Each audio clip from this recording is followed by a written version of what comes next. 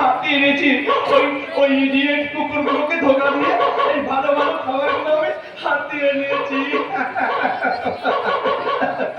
ওই ওই ওই কুকুরগুলো কি বোকা, একদম মানুষের মতো, শুধু নিজেদের মতো মারামারি করে বেড়ায়। আরে এই আমার মতো সুযোগ সুন্দরীরা চেটে ফুটে খায়। এই পাগলা, একটু আগেই দেখলাম ডাস্টবিনে ওই কুকুরগুলোর সাথে নোংরা খাবার নিয়ে টানাটানি করছিস। বেশ করেছি, ওই নোংরা খাবারগুলো নিয়ে ঘরের মধ্যে ঢুকে পড়েছিস। বেশ করেছি, বেশ করেছি। জানো জানো এখন না, এখন ওই মানুষের চেয়ে না কুকুরের চেয়ে তো অনেক বেশি। অনেক চেনা মানুষের চেয়ে কুকুরের ইজ্জত বেশি। নিশ্চয়, তাহলে যেখানে যেখানে তোমার আমার মতো মানুষরা যাওয়ার সুযোগ পায় না, সেখানে কি একটা সুপার ফ্যাসিলিটি হাসপাতালে বিনা পয়সায় একটি কুকুরের ডায়ালিসিস করা হয়। একদম অপ্রিয় সত্যি কথা বলবি না, নইলে পুলিশ প্রশাসন যদি জানতে পারে তখন হয়তো দেশত্তরে বলে জেলে পুরে দিতে পারে। জানি তো, এখন যে হবুচন্দ্র রাজা আর ওই হবুচন্দ্র মন্ত্রীর রাজত্ব চলছে গো। এখনো যে দেশে 2 টাকা কিলো চাল পাওয়া যায়, আর এদিকে সবজি আর জ্বালানির দরে আগুন, তা মানুষ কি শুধু চাল চিবিয়ে পেট ভরাবে? ঠিক বলেছিস পাগলা। একটার পর একটা কলকারখানা সব বন্ধ হয়ে যাচ্ছে, অথচ দেশে দেখো ইঞ্জিনিয়ারিং চড়াচড়ি। একদম ঠিক কথা বলেছিস। জানিস আমাদের এলাকায় এক শিল্পপতি কারখানা বানাতে ছিল, কারখানার কাজও শুরু হয়ে গেল। ভাবলাম যে কোনো কাজ একটা ঝুঁকিয়ে নেব, কিন্তু হঠাৎ একটা নেতা মন্ত্রীর দল এসে আমাদের এলাকার মানুষের মধ্যে গন্ডগোল বাঁধিয়ে সারা কারখানাটাই বন্ধ করে দিল। আর আমরা সারা সেই বেকারে রয়ে গেলাম। আরে ভাই, কারখানায় চাকরি করতে হলে কে বলেছে? কে বলেছে? তার চেয়ে তুমি বলো ভাই তেলে ভাজার দোকান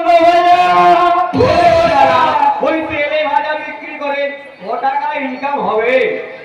এই জন্যই বলে এই দেশের জনগণ একেবারে বোকা হত।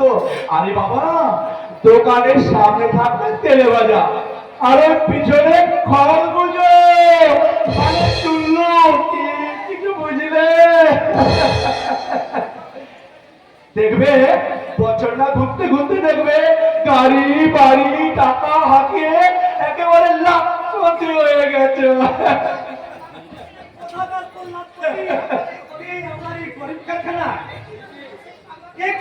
তুমি সেই পাগলাটা না যে কিছুক্ষণ আগে ওই ডাস্টবিনে কুকুরগুলোর সাথে ওই পাতাগুলো নিয়ে টানাটানি করছিলে? হ্যাঁ স্যার, ওই ওই পাগলাটাকে ঘরে ঢুকতে এসে ওকে আমি তাড়াতে এসেছিলাম, কিন্তু ও এমন সব ভালো ভালো কথা বললো। নিশ্চয় সে হয়তো ছেঁড়া কাতায় শুয়ে লাখ টাকার স্বপ্ন দেখছে, তাই না? হ্যাঁ, আচ্ছা, ও ব্যবস্থা আমি পরে করছি।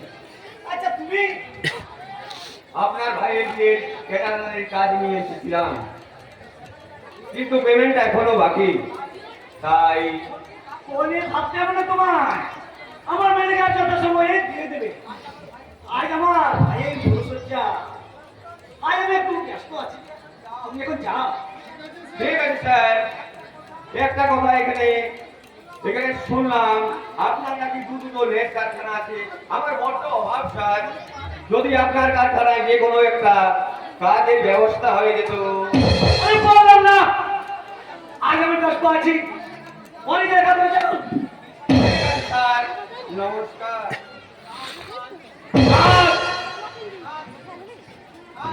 আজ কাজ এরা সবাই যদি কাজের পেছনে দাঁড়ায়, তাহলে ও কাজ কুকাজগুলো করবেটা কে? তুমি কি তুই এখনো যাসনি? কে তুমি?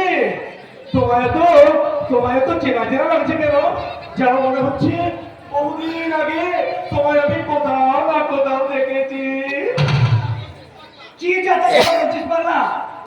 তুই এখানে দেখলে কই? আমি তোকে দেখেছি। পারবে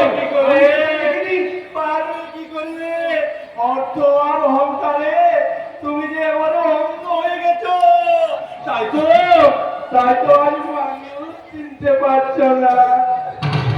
তুই মানো তোকে তো দেখে মনে হচ্ছে একটা ভয়ঙ্কর জানোয়ার। আর সেই কাঠ কুকুরগুলো পর্যন্ত তোকে দেখে ভয়ে পালাচ্ছিল।